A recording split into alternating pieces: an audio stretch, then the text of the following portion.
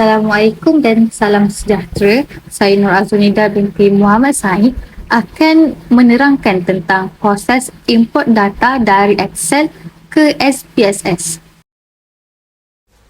Paparan di atas merupakan adalah paparan untuk bahagian data view di mana contoh data yang telah pun saya import daripada Excel ke SPSS, dan ini pula merupakan data paparan untuk variable view yang telah pun saya lengkapkan sebelum saya masukkan data di bahagian data view. Seterusnya, berikut merupakan paparan Excel yang telah pun dijawab oleh responden daripada soalan dari Google Form yang telah diedarkan. Sebelum import data dari Excel ke dalam SPSS, pastikan pemboleh ubah yang mempunyai value ditetapkan dengan betul berdasarkan value yang berada di bahagian variable view. Contohnya seperti jantina, lelaki 1, perempuan 2. Untuk bahagian jantina, find dan replace dahulu value untuk bahagian jantina. Tetapkan jantina untuk perempuan iaitu dengan value 2. Kemudian, replace. Setelah berjaya replace value untuk jantina perempuan, lakukan perkara yang sama untuk lelaki dengan value 1 dan kemudian replace. Cara yang mudah untuk import data dari Excel ke SPSS adalah dengan menggunakan kaedah copy paste. Saya akan tunjukkan cara untuk copy paste dari Excel ke SPSS. Ini merupakan cara manual di mana kita type satu persatu data dari Excel ke SPSS, tapi dengan cara yang mudah saya akan tunjukkan cara dengan hanya copy dan paste. Copy satu persatu setiap dari kolom dari Excel ke SPSS. Pertama, saya akan copy untuk pemboleh ubah jantina. Tekan highlightkan semua data, tekan copy dan paste di bahagian SPSS.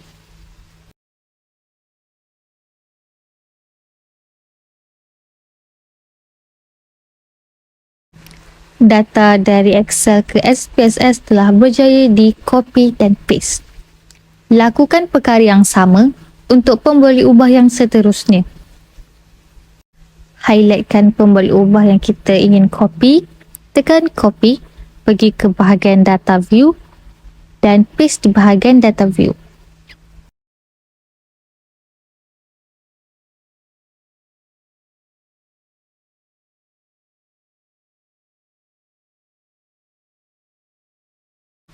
Untuk bahagian soalan SWLS, CLLS dan juga soalan depressions, stres dan juga anxiety, lakukan juga perkara yang sama di mana anda boleh highlight satu persatu jawapan respondents dan Excel ke SPSS dan kemudian paste di bahagian data view SPSS, ataupun anda boleh menggunakan kaedah select semua data dari Excel dan kemudian import ke bahagian data SPSS dengan cara copy paste.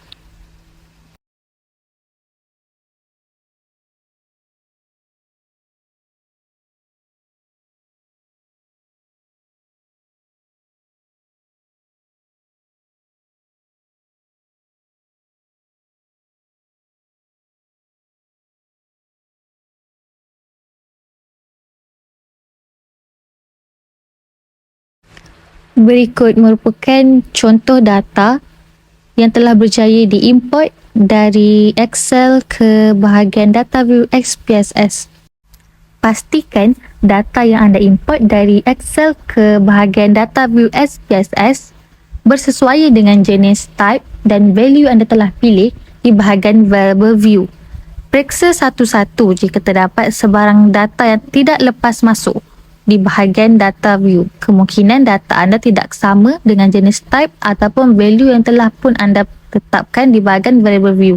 Contohnya seperti tahun pengajian.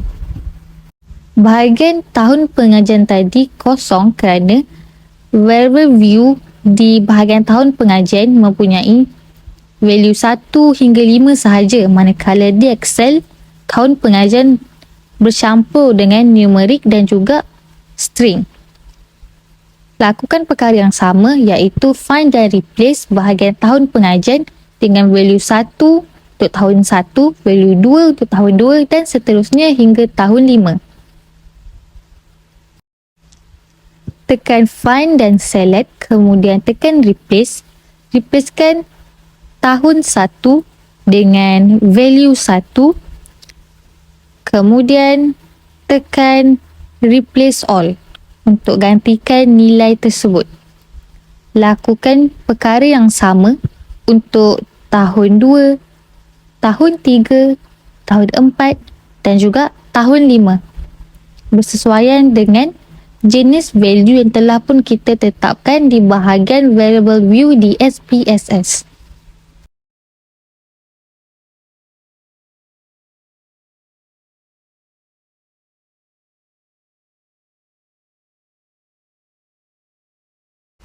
Setelah selesai untuk find dan replace value, highlight tahun pengajian, kemudian copy tahun pengajian, kembali ke bahagian data view dan juga tekan paste.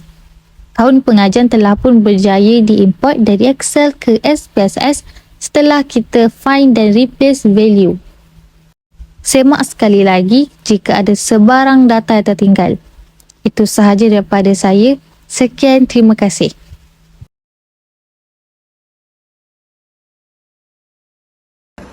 So seterusnya kita akan analyze data SPSS.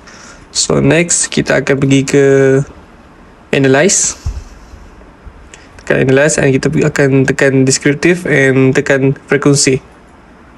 Kan? So kita akan dapat macam ni. So data-data yang sebelah ni yang saya mention ni ialah umur, fakulti, program pengajian, tahun pengajian. Kita akan pindahkan kepada variable. So saya akan pindahkan satu persatu. Ini contoh yang saya buat. Pindahkan. So selepas semua yang kita pindahkan, and then tekan OK. OK. So result frekuensi kita dapat sudah. So yang kamu lihat sini tiada missing yang kami buat. So kamu akan dapat frekuensi table, umur, fakulti. Itu yang kita akan dapat. So semuanya ada, program pengajian, tahun pengajian dan nama universiti. So terima kasih, thank you. Seterusnya kita akan compute data. First tekan transform, compute variable, and then so kita kena letak nama seperti SWLS untuk total, and then pergi ke function group, cari statistical, and then pergi ke function bawah tu cari sum, and then kita bawa ke atas. So soalan yang berkaitan dengan SWLS ni kita perlu pindahkan ke numerik sini. So kita pindahkan satu-satu, SWLS 1, SWLS 2, SWLS 3, SWLS 4 dan yang terakhir ialah SWLS 5. So dapat tu kita tekan OK dan ini adalah result SWLS total yang saya buat tadi. So korang boleh lihat di sini SWLS total ada. So seterusnya kita akan buat das kemurungan macam biasa, transform, compute, and then akan masuk ke sini. Kita reset balik data tadi. So kita buat yang kedua pula, das kemurungan, DASS, das sekang kemurungan. Okay. Kemurungan.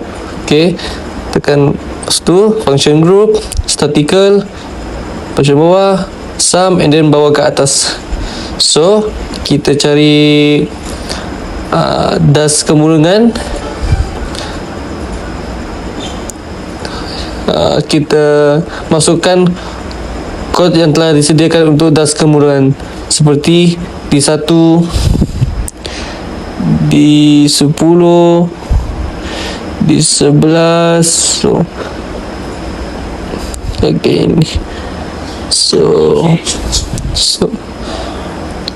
kita masukkan data dulu. So dapat semua, tekan OK. Sudah. And then sudah ada punya data das kemurungan. So kita buat yang ketiga pula, compute variable, and then kita reset balik, set das. Yang ketiga adalah das kebimbangan. Das kebimbangan. Statistical, function group, and then sum, bawa ke atas. So sum tu yang ada tanda soal tu kita kena buang dulu sebelum masukkan kod das kebimbangan. Sama seperti sebelumnya, das kemurungan dan SWLS tadi. So masukkan kod das kemurungan seperti ini, contoh A7, A9. Okay, kita masukkan kod, and then sudah siap, tekan OK. Okay, kita dapat dia punya result untuk das kebimbangan. Yang terakhir adalah das stress. Kita reset balik.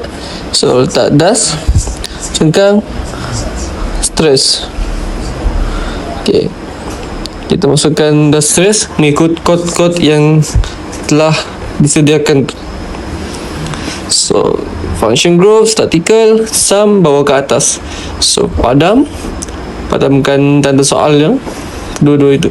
So masuk ke kod seperti di atas. Okey,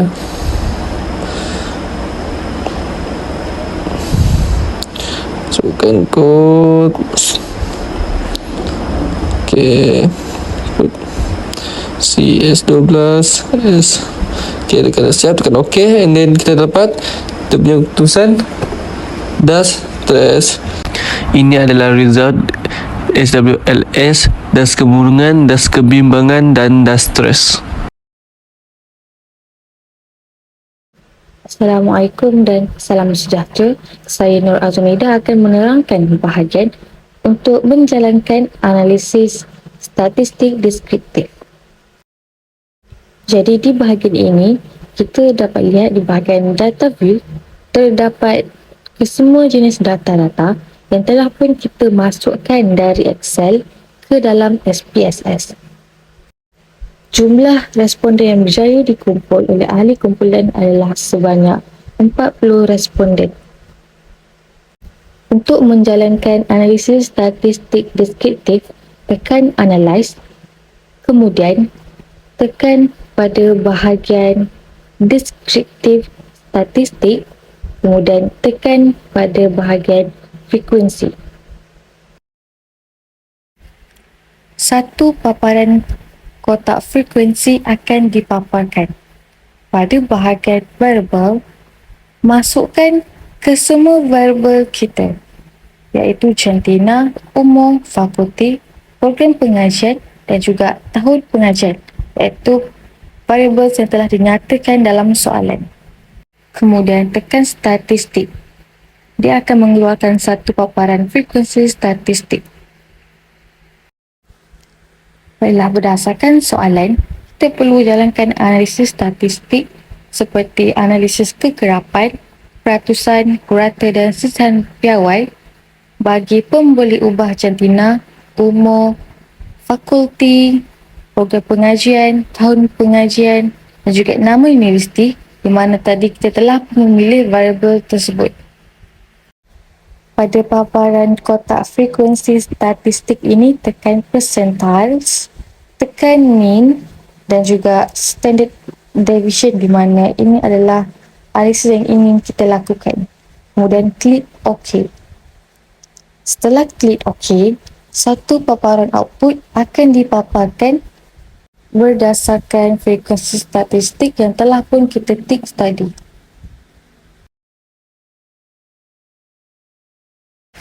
Ini adalah contoh paparan output untuk frekuensi tabel yang telah berjaya dipaparkan berdasarkan pemboleh ubah yang kita pilih sebentar tadi. Ini merupakan paparan frekuensi tabel untuk pemboleh ubah yang kita telah pun pilih tadi, iaitu umur, cantina, fakulti, program pengajian dan juga tahun pengajian. Di bahagian statistik ini kita dapat lihat no missing, di mana semua data telah berjaya dipaparkan. Untuk jantina kita boleh lihat frekuensi tabel ni adalah sebegini rupa. Untuk umur juga tak ada paparan frekuensi peserta, begitu juga dengan pemboleh ubah yang lain. Ini pula merupakan frekuensi tabel untuk pemboleh ubah program pengajian. Ini adalah untuk tahun pengajian. Itu sahaja daripada saya untuk analisis statistik deskriptif. Sekian, terima kasih. Assalamualaikum dan salam sejahtera.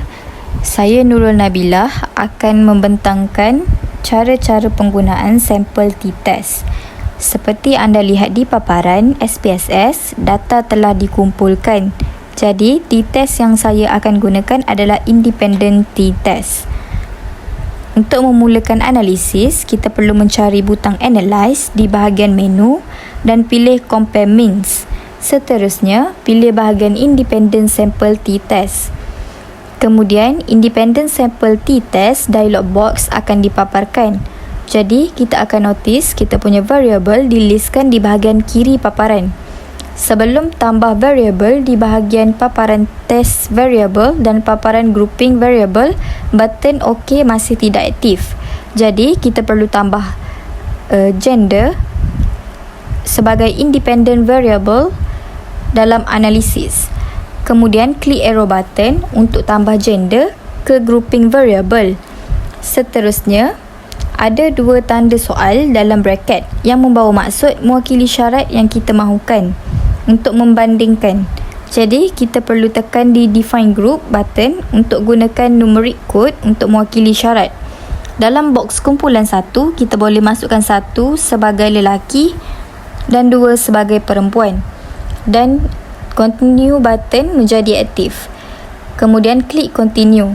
Dalam analisis, saya memilih total kemurungan sebagai dependent variable.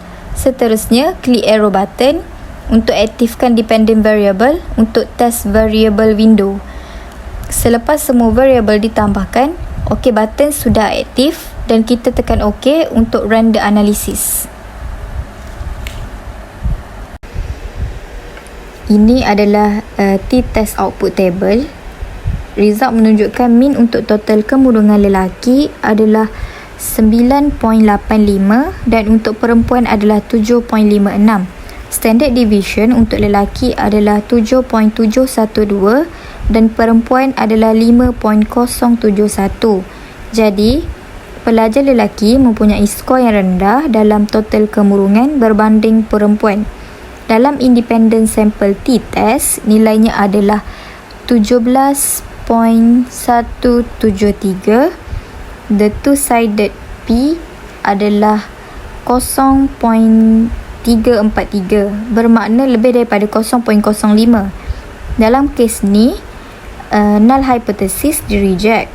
Untuk nilai 0.05 sudah signifikan untuk membuktikan perbezaan signifikasi dalam total kemurungan untuk pelajar lelaki dan pelajar perempuan. Itu sahaja daripada saya. Sekian, terima kasih. Assalamualaikum warahmatullahi wabarakatuh. Saya Nur Mazida binti Amran. Nombor matriks BP 21110218. Di sini saya ingin menunjukkan cara bagaimana untuk melakukan regresi berganda. Tetapi sebelum itu, izinkan saya berkongsi maklumat tentang apa itu regresi berganda. Regresi berganda merupakan teknik yang banyak digunakan untuk mengukur kesan pemboleh ubah bebas ke atas pemboleh ubah terikat. Regresi berganda juga berfungsi mempertimbangkan nilai pemboleh ubah bebas yang tersedia dan meramalkan nilai satu pemboleh ubah terikat. Oleh itu, izinkan saya untuk menunjukkan cara untuk melakukan regresi berganda. Di sini Anda dapat lihat bahawa ini merupakan data yang telah dikumpul daripada 40 orang responden. Jadi, apa yang perlu kita lakukan adalah kita perlu pergi ke Analyze. Selepas itu, kita cari Regression dan tekan Linear. Selepas itu, dia akan keluar seperti ini. Dia akan menunjukkan dua kotak, yaitu dependent dan independent. Untuk kotak dependent ini, saya akan memasukkan dash trace total dan kita akan tekan anak panah ini untuk memasukkannya ke dalam kotak dependent. Untuk independent, kita akan memasukkan 5 soalan kepuasan hidup seperti ini.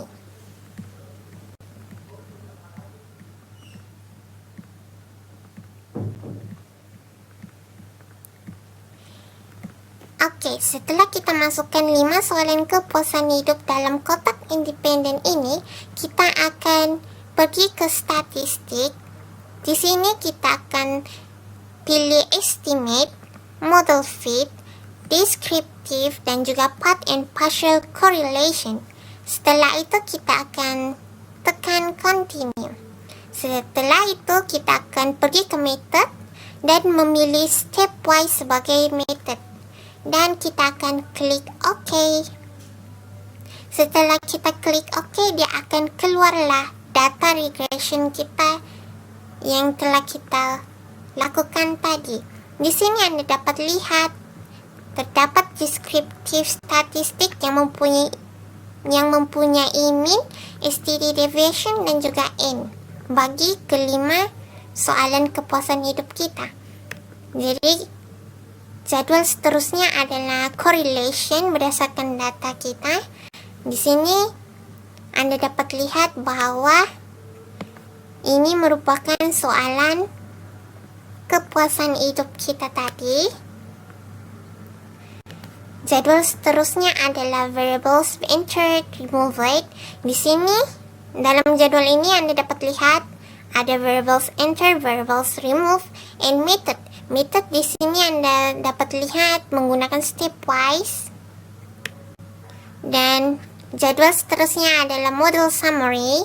Di sini dalam jadwal ini terdapat R square, adjusted R square, dan juga STD error of the estimate. Jadwal yang seterusnya adalah ANOVA. Di sini dalam jadwal ANOVA ini terdapat regression, residual, dan juga total. Sum of square, DF, mean square, F, dan C. Untuk jadwal seterusnya ini merupakan jadwal coefficient. Di sini dalam jadwal ini terdapat unstandards B, coefficient STD error, standards, coefficient beta, T6, zero order, correlation partial, dan juga path. Untuk jadwal yang terakhir adalah exclude variables. Dalam jadwal ini mengandungi beta in T6, partial correlation, dan juga collinearity statistic tolerant. Jadi Anda dapat lihat bahwa ini merupakan jadwal yang terdapat untuk regression kita. Rasanya itu saja daripada saya. Sekian, terima kasih.